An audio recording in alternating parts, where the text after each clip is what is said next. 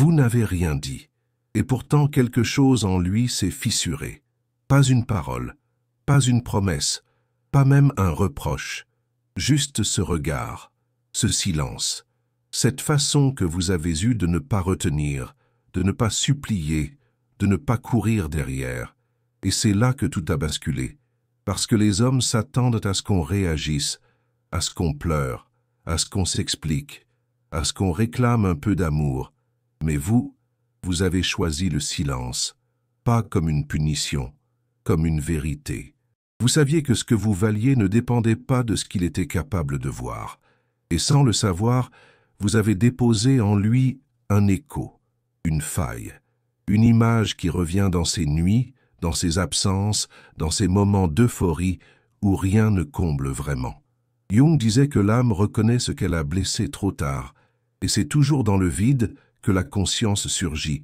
Il n'a peut-être pas compris au début, il s'est peut-être senti libre, léger, justifié, mais un jour, dans un instant de calme, il a senti ce manque étrange, un vide qui n'était pas douloureux, mais sacré, comme si quelque chose de précieux lui avait été retiré, sans cri, sans drame, sans trace. C'était vous. Ce que vous aviez laissé en lui n'était pas un manque, c'était une présence. Et c'est ce qui l'a changé, parce que personne ne lui avait jamais fait ça, être là, entière, présente, et capable de partir sans se dissoudre. Vous n'avez rien brisé, vous n'avez pas détruit, vous avez juste retiré la lumière. Et dans cette ombre nouvelle, il s'est vu, pas le masque qu'il porte, pas le rôle qu'il joue, pas l'homme qu'il prétend être. Il s'est vu nu, désorienté, et il a compris ce que vous étiez, une révélation silencieuse. Vous n'avez pas prononcé de grandes vérités, vous avez incarné une évidence, et il ne pourra plus jamais l'oublier, parce que quand une femme habite un homme sans vouloir le posséder, elle devient un miroir. Et les miroirs, ça ne s'efface pas. Il vous voit encore dans les gestes simples, dans une chanson, dans une phrase d'un film, dans le silence d'un trajet. Il vous voit même quand il ne veut pas. Et ce n'est pas de l'obsession, c'est de la mémoire cellulaire. Vous avez touché quelque chose en lui qui ne s'explique pas, et qui ne reviendra jamais sous une autre forme. Jung appelait cela un choc d'âme, ce moment où l'on croise un être qui nous révèle sans vouloir nous changer. Vous n'avez rien dit, mais vous avez tout montré. Vous n'avez pas crié, mais votre absence est plus bruyante que tous ces souvenirs, et c'est ainsi que le changement opère. Lentement, silencieusement, inévitablement, il revoit votre regard, cette douceur sans soumission, cette tendresse sans attente, cette force tranquille qui ne demandait rien, mais qui offrait tout. Et il se demande pourquoi il ne l'a pas vu à temps. Mais l'amour réel ne prévient pas. Il s'infiltre, il travaille dans l'ombre, il révèle après le départ. Et c'est pour cela que vous avez changé sa vie. Non, pas parce que vous avez fait quelque chose, mais parce que vous avez été quelqu'un, quelqu'un de rare, de stable, d'inexplicable. Et maintenant il sait, il ne l'admettra peut-être pas, il ne reviendra peut-être jamais, mais en lui, quelque chose a changé, et ce changement porte votre nom. Il avait cru que votre silence était un adieu, mais il ne savait pas encore que c'était une empreinte. Il vivait, il avançait, il riait peut-être, il sortait, il plaisantait, il retrouvait ses habitudes, ses certitudes, ses protections, et pourtant, quelque chose en lui résistait. Il y avait cette tension subtile entre ce qu'il montrait et ce qu'il sentait. Ce n'était pas une douleur claire, c'était une dissonance, une impression que, depuis que vous étiez parti, quelque chose en lui sonnait faux. Il répétait les mêmes gestes, mais rien n'avait le même goût. Jung disait que l'absence d'une personne peut devenir plus présente que 1000 autres présences, parce qu'elle n'est pas vide. Elle est pleine de sens, et votre absence était sacrée. Vous ne l'avez pas poursuivi, vous ne l'avez pas expliqué, vous n'avez pas cherché à vous justifier, et c'est ça qui l'a troublé, parce que dans ce monde de bruit et de réaction, une femme qui se tait sans s'éteindre devient un mystère. et les mystères réveillent. Il a commencé à vous revoir dans ses silences, dans les interstices de son quotidien, là où il ne vous attendait pas. Il entendait un mot, il vous entendait, il sentait une odeur, il vous imaginait, il fermait les yeux, il vous revivait, et il comprenait enfin ce qu'il n'avait pas su voir quand vous étiez là, votre patience, votre regard qui comprenait sans interroger, votre manière de vous tenir, de parler, de respirer, de laisser de l'espace sans vous retirer. Vous étiez là, pleinement, et pourtant libre. Et c'est cela qui l'a changé. Il s'est vu incapable d'être à la hauteur de cette liberté. Il s'est vu petit dans sa peur, rigide dans ses attentes, absent dans ses réponses. Et il ne s'est pas jugé. Il s'est juste réveillé. Il a vu l'homme qu'il était avec vous. Et il a compris que vous n'aviez rien voulu lui prendre. Vous aviez simplement offert une version de lui, qu'il n'était pas encore prêt à incarner. Jung disait que l'amour vrai ne demande rien. Il révèle ce qui sommeille, et ce que vous avez réveillé en lui ne pourra jamais se rendormir, même s'il vous fuit, même s'il nie, même s'il se replonge dans d'autres corps, d'autres bras, d'autres tentatives de distraction.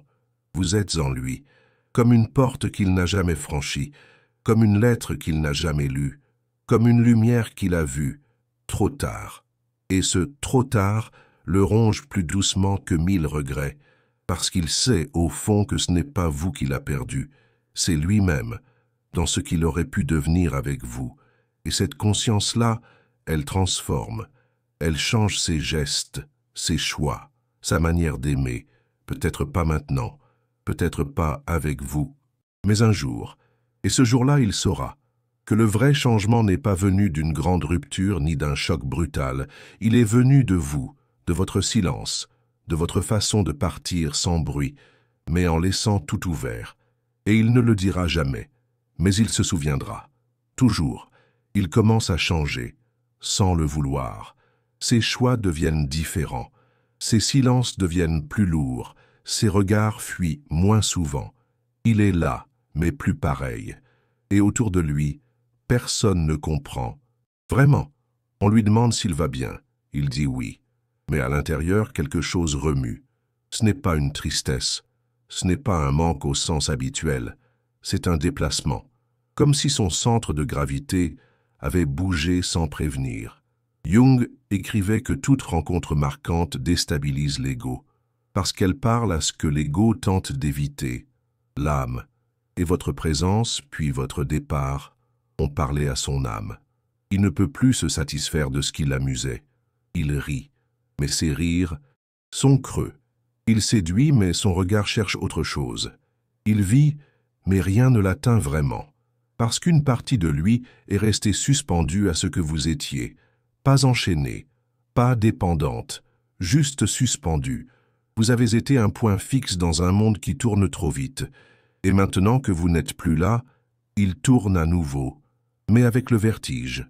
Et dans ce vertige, il commence à voir clair. Il repense à vos silences, à vos réponses calmes, à vos retraits discrets mais pleins de sens. Il comprend que vous n'avez jamais été dans l'attente. Vous étiez dans la présence. Et cette présence-là, il ne l'a jamais retrouvée. Parce qu'elle ne s'achète pas. Elle ne se mendie pas. Elle se reçoit. Et il n'était pas prêt à recevoir. Il a préféré le contrôle, l'orgueil, la distraction. Il a fui la profondeur pour éviter le miroir. Mais ce miroir, il le porte en lui maintenant.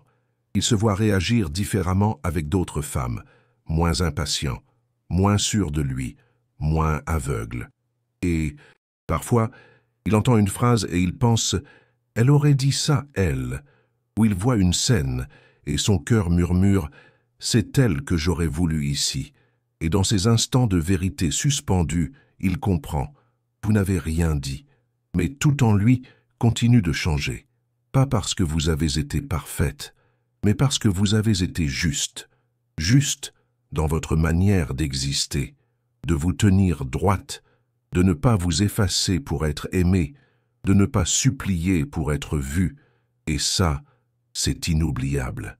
Jung disait que ce qui guérit un homme n'est pas l'amour qui le rassure, mais celui qui le confronte à lui-même sans violence.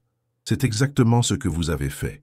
Vous l'avez confronté à sa propre incapacité d'aimer pleinement, et sans le vouloir, vous lui avez donné un chemin qu'il prendra peut-être, ou pas, mais ce chemin existe en lui désormais, et il portera toujours, dans ses pas les plus lucides, la trace de votre silence, parce que votre silence a été un enseignement que la profondeur n'a pas besoin de bruit, qu'on peut transformer une vie sans jamais hausser le ton, et dans ce monde saturé de mots, vous avez été la seule à lui parler, sans voix, et c'est pour cela qu'il vous entend encore.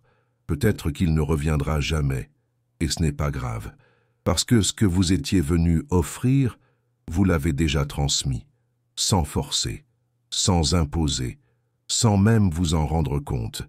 Vous avez planté quelque chose en lui, une lumière, une faille, un mouvement intérieur qu'il n'avait jamais connu, et cette graine germera avec ou sans vous. Ce n'est pas l'amour romantique, c'est l'amour initiatique, celui qui traverse, celui qui ne reste pas toujours, mais qui transforme à jamais. Vous avez été une initiation. Il s'en souviendra peut-être comme d'un passage, d'un élan, d'un vertige. Mais vous saurez. Vous saurez que ce n'est pas lui que vous avez perdu. C'est une version de lui qui n'était pas prête. Et vous n'avez pas à vous en vouloir. Vous n'avez pas à regretter. Vous n'avez même pas besoin de comprendre, parce que votre silence n'était pas un vide. C'était une offrande. Et les vraies offrandes ne se quémandent pas. Elles se déposent, doucement, puis elles partent. Il y pensera longtemps, pas tous les jours, mais toujours au bon moment, quand il sera seul, quand il touchera une vérité, quand il sentira que quelque chose en lui a été touché, un jour, sans violence. Et alors, même sans le dire, il vous remerciera, pas avec des mots, mais avec cette transformation lente qui fait de lui un homme différent, un homme qui ne fuit plus, un homme qui regarde vraiment, un homme qui, peut-être, aimera autrement. Et vous serez loin, peut-être avec quelqu'un d'autre, peut-être seul, mais entière. Et cette entièreté-là, c'est ce qu'il n'a pas su tenir, c'est ce qui l'a blessé, et c'est ce qui l'a guéri. Jung disait que certaines présences éveillent en silence ce que des années de paroles n'ont jamais su toucher. Et vous avez été cette présence, vous n'avez rien dit, mais tout en lui a changé, et maintenant il marche dans le monde, porteur d'un souvenir qu'aucun oubli n'efface, le souvenir d'une femme qui n'a pas crié, qui n'a pas prié, qui n'a pas supplié, mais qui, en restant fidèle à elle-même, a laissé en lui une empreinte éternelle.